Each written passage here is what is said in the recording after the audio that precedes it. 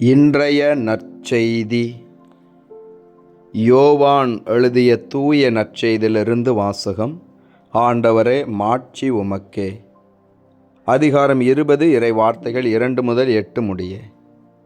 வாரத்தின் முதல் நாளன்று மகதலா மரியா சீமோன் பேதுருவிடம் இயேசு தனி அன்பு கொண்டிருந்த மற்ற சீடரிடமும் வந்து, ஆண்டவரை கல்லறையிலிருந்து யாரோ எடுத்து கொண்டு போய்விட்டனர், அவரை எங்கே வைத்தனரோ எங்களுக்கு தெரியவில்லை என்றார். இதை கேட்ட பேதுருவும் மற்ற சீடரும் கல்லறைக்கு புறப்பட்டனர். இருவரும் ஒருமித்து ஓடினர். மற்ற சீடர் பேதுருவை விட விரைவாக ஓடி முதலில் கல்லறையை அடைந்தார். அவர் குனிந்து பார்த்தபோது துணிகள் கிடப்பதை கண்டார், ஆனால் உள்ளே நுழையவில்லை. அவருக்கு பின்னாலேயே சீமோன் பேதுருவும் வந்தார். நேரே அவர் கல்லறைக்குள் நுழைந்தார். அங்கு துணிகளையும் இயேசுவின் தலையை மூடியிருந்த துண்டையும் கண்டார். அத்துண்டு மற்ற துணிகளோடு இல்லாமல் ஓரிடத்தில் தனியாக சுருட்டி வைக்கப்பட்டிருந்தது. பின்னர் கல்லறைக்கு முதலில் வந்து சேர்ந்த மற்ற சீடரும் உள்ளே சென்றார், கண்டார், நம்பினார். ஆண்டவரின் அருள்வாக்கு. கிறிஸ்துவே உமக்கு புகழ். என் ஆண்டவர் இயேசுவில் அன்பார்ந்த இறைமகன் கேத்தலிக் டிவி நேயர்களே, உங்கள் அனைவரையும் நமக்காக தாவீதின் ஊரில் மாட்டு கொட்டிலில் பிறந்திருக்கக்கூடிய பாலன் இயேசு கிறிஸ்துவின் பேரில் அன்போடு வாழ்த்துகிறேன். உங்கள் அனைவருக்காகவும் ஜெபிக்கின்றேன். குடிலில் பிறந்துள்ள பாலன் இயேசு உங்களை, உங்கள் குடும்பத்தை அருளால் ஆசீர்வாதத்தால் நிரப்பட்டும். அன்பிற்குரியவர்களே, இன்று தாயாம் திரு அவை திருத்தூதரும் நற்செய்தியாளருமான புனித யோவானின் திருவிழாவை கொண்டாட அழைப்பு விடுக்கின்றது. 4 நற்செய்தி நூல்களில் இறுதியாக கொடுக்கப்பட்டுள்ள யோவான் நற்செய்தியை இவர்தான் எழுதினார் என்றும், இன்னும் புதிய ஏற்பாட்டின் இறுதியிலே உள்ள திருவெளிப்பாடு, யோவான் திருமுகங்கள் என்று புதிய ஏற்பாட்டிலே மிக முக்கியமான நற்செய்தி நூலாக இருக்கலாம், திருமுகங்களாக இருக்கலாம், திருவெளிப்பாடு, இவைகளெல்லாம் இவர்தான் எழுதினார் என்று மரபு சொல்கிறது. அதேபோல இயேசுவின் சிலுவை அடியிலே அந்த பாடுகளின் பொழுது இந்த யோவானைத்தான் அன்னை மரியாளிடத்திலே இதோ உம்முடைய மகன் என்று ஒப்படைத்ததாகவும், அதேபோல அன்னை மரியாளை இந்த யோவானிடத்தில் இதோ உன் தாய் என்று ஒப்படைத்ததாகவும் நாம் விவிலியத்திலே பார்க்கிறோம். என் அன்பு சகோதர சகோதரிகளே, உலகெங்கும் சென்று படைப்பிற்கெல்லாம் நற்செய்தியை அறிவியுங்கள் என்று விண்ணேற்புக்கு முன்பாக ஆண்டவர் இயேசு தன்னுடைய சீடர்களுக்கு அறிவித்தார். அந்த அறிவிப்பின், அந்த வசனத்தின் அடிப்படையிலே இன்று உலகமெங்கும் நற்செய்தி அறிவிக்கப்படுகிறது. கத்தோலிக்க திரு அவை போப்பாண்டவர் நம்முடைய திருத்தந்தை அவரின் தலைமையிலே உலகம் முழுவதும் மிகச்சிறப்பாக இயங்கிக் கொண்டிருக்கிறது. நற்செய்தி அறிவிக்கப்படுகிறது. கல்வி பணி வழியாகவும், மருத்துவ பணி வழியாகவும், இன்னும் பல்வேறு சமூக பணிகளின் வழியாகவும், பங்கு பணிகளின் வழியாகவும் உலகெங்கும் படைப்பு அனைத்திற்கும் நற்செய்தி அறிவிக்கப்படுகிறது. திருமுழுக்கு பெற்றுள்ள நாம் ஒவ்வொருவருமே ஆண்டவருடைய நற்செய்தியை உயிரோட்டமாக அறிவிக்க கடமைப்பட்டிருக்கிறோம்.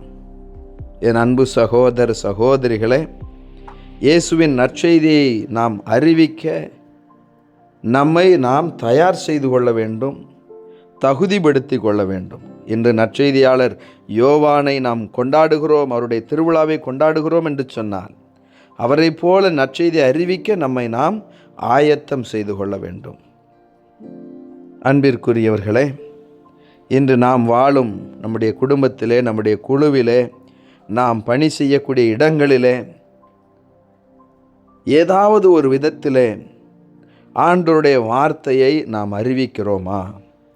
நம்முடைய சொற்களால், செயல்களால் நம்மால் இன்று அறிவிக்க முடிகிறதா? நம்மை பார்ப்பவர்கள் இதோ உண்மையான கிறிஸ்தவர்கள், இவர்கள் கிறிஸ்துவை பின்பற்றக்கூடிய அருமையான அன்பு மக்கள் என்று சொல்லும் அளவிற்காய் நாம் வாழ வேண்டும். இதோ நற்செய்தியாளர் யோவான் வார்த்தை மனு உருவானார், நம்மிடையே குடிகொண்டார் என்று சொல்லி இயேசுவின் பிறப்பை மிகச் சுருக்கமாக நமக்கு அறிவிக்கின்றார். ஆம் அன்பு சகோதர சகோதரிகளே, தொடக்கத்தில் வார்த்தையாக இருந்த இறைவன் மனிதராக இதோ மாட்டுத் தொழுவத்திலே நமக்காக பிறந்து இம்மானுவேலனாக நம் மத்தியிலே குடிகொண்டிருக்கிறார். அந்த வார்த்தையான இறைவனை நாம் வாழ்வாக்கி நம்முடைய வாழ்க்கையிலே அவர் போதித்தந்த போதனைகளை கடைபிடித்து நற்செய்தி அறிவிக்க அழைக்கப்படுகிறோம். எனவே என் அன்பு சகோதர சகோதரிகளே, உங்களுடைய சொல்லிலும் செயலிலும் ஆண்டவருடைய வார்த்தை வெளிப்பட வேண்டும். ஆண்டவருடைய வார்த்தை உயிர் உள்ளது, ஆற்றல் வாய்ந்தது. எனவேதான் நாம் விவிலியத்திலே பார்க்கிறோம், இந்த உலகத்தை உண்டாக்குகிற பொழுதே ஆண்டவர் வார்த்தையை சொல்லி சொல்லிதான் இந்த உலகத்தை எல்லாவற்றையும் படைக்கின்றார். அந்த வார்த்தையை சொல்லிதான் இறந்த மனிதர்களை உயிரோடு எழுப்புகிறார். நோய்வாய்ப்பட்டு கிடக்கக்கூடிய பிள்ளைகளை அந்த வசனத்தை சொல்லிதான் குணப்படுத்துகிறார். ஆம் அன்பு சகோதர சகோதரிகளே, இதோ நம்முடைய வீடுகளிலே நாம் வசனங்களை ஒட்டி வைத்தால் மட்டும் போதாது. இங்கும் அங்குமாய் வசனங்களை வாசித்து மனப்பாடம் செய்தால் மட்டும் போதாது. அதையும் தாண்டி நாம் அந்த வசனம் கூறக்கூடிய அர்த்தத்தை உள்வாங்கி வாழ்ந்து காட்ட அழைக்கப்படுகிறோம். செயலற்ற விசுவாசம் செத்த விசுவாசம் என்று விவிலியம் சொல்லித் தருகிறது. எனவே என் அன்பு சகோதர சகோதரிகளே, நம்முடைய சொல்லாலும் செயலாலும் ஆண்டவருடைய நற்செய்தியை நாம் மகிழ்ச்சியோடு அறிவிப்போம். நிச்சயமாக ஆண்டவர் நம் உடனிருந்து நம்மை வழிநடத்துவார். அவருடைய வசனங்களினால் நம்மை தேற்றுவார். அவருடைய வார்த்தையினால் நம் நோய்களிலிருந்து, நம்முடைய பிரச்சனைகளிலிருந்து நமக்கு முழுமையான விடுதலை தருவார். இயேசுவுக்கே புகழ், மரியே வாழ்க. மன்றாடுவோமாக. எங்களுக்காக தாவீதின் ஊரிலே பிறந்து வந்திருக்கும் இயேசு பாலனே, உம்மை போற்றி புகழ்ந்து உம்மை ஆராதிக்கிறோம், உமக்கு நன்றி செலுத்துகிறோம். இந்த புதிய நாளை கொடுத்ததற்காக ஆண்டவரே நன்றி. இன்றும் நீரே எங்களுக்கு உதவி செய்ய விரைந்து வாரும். எங்களோடு தங்கும், எங்களை ஆசீர்வதியும். இன்று தங்களுடைய திருமண நாளை, பிறந்த நாளை கொண்டாடக்கூடிய பிள்ளைகளையும், இன்னுமாக எங்களிடத்தில் ஜெப உதவி கேட்டிருப்பவர்களையும் உம்முடைய திரு கரத்திலே ஒப்பு கொடுத்து ஜெபிக்கிறேன். ஆண்டவரே, நீர் ஒவ்வொருவரையும் ஆசீர்வதிப்பீராக. இதோ இன்று நற்செய்தியாளர் யோவானுடைய திருவிழாவை கொண்டாடக்கூடிய இந்த நாளிலே அவருடைய நாமத்தை தாங்கி இருக்கக்கூடிய ஒவ்வொருவரையும் ஆசீர்வதியும்.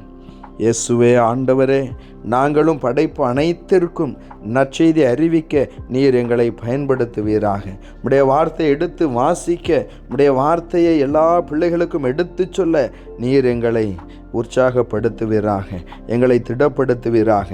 இதோ இந்த நாளிலும் விபத்துகளினால், நோய்களினால் பாதிக்கப்பட்டு இருக்கக்கூடிய ஒவ்வொருவரையும் ஒப்பு கொடுக்கிறேன். ஆண்டவரே, நீரே அவர்களை உடைய வசனத்தினால் குணப்படுத்துவீராக.